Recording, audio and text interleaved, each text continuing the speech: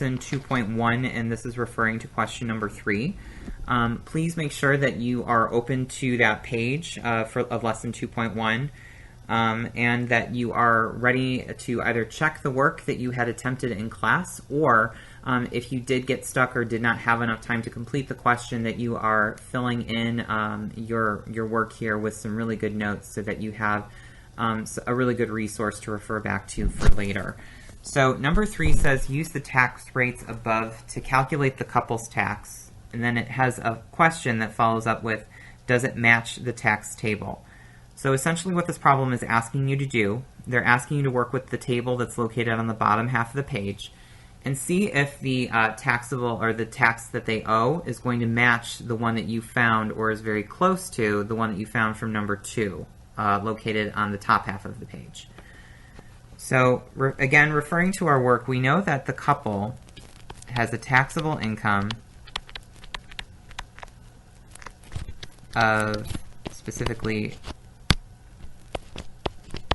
$72,700. So if we refer to the chart, we need to locate where the couple, what section of that table the couple falls in. And if you note, you would refer to the left-hand side of the table, and you should have noted that they would fall into the row that says over $18,150, but not over $73,800. Okay, so again, if we were to take a look at this in terms of a compound inequality, we're basically saying that our taxable income, say we call it X, is between the values of $18,150, but not over, so it can go up to but won't go over $73,800. Okay, this is another way that you can look at it if you broke it down into a compound inequality. And this does offer us the following instructions. So since our taxable income falls in this description, we would say that the couple would owe $1,815 right away, plus 15% of the excess.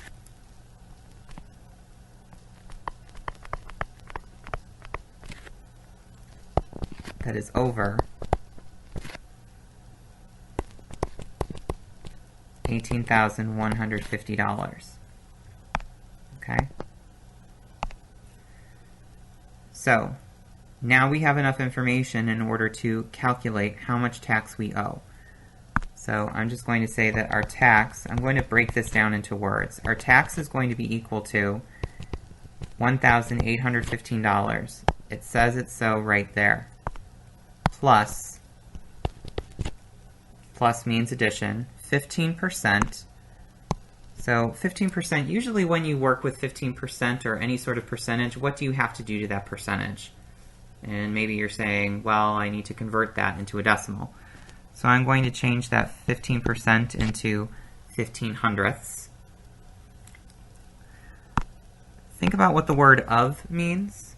So of usually is tied to a mathematical operation. So think of addition, think of subtraction, think of multiplication, or think of division. Which one do you think of refers to?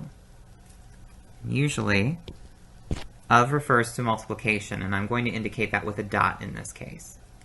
Okay.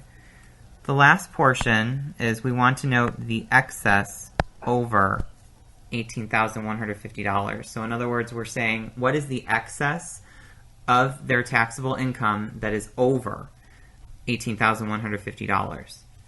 And well, we can say, we know that their taxable income was $72,700, and I want to find out how much money is over the $18,150. So as you can see, I did a direct translation here. I kind of indicated it with the different colors that I had used by circling each of these sections. So now it's actually all set up.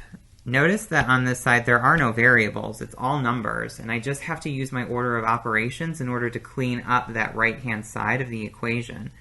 So if I go ahead and do that, let's take a look at our excess. So our excess would be $72,700 minus $18,150.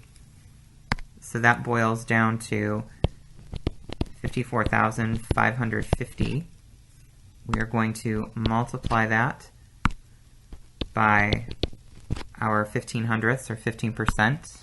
And then again, because of order of operations, we will then add that to the $1,815 that we owe right away.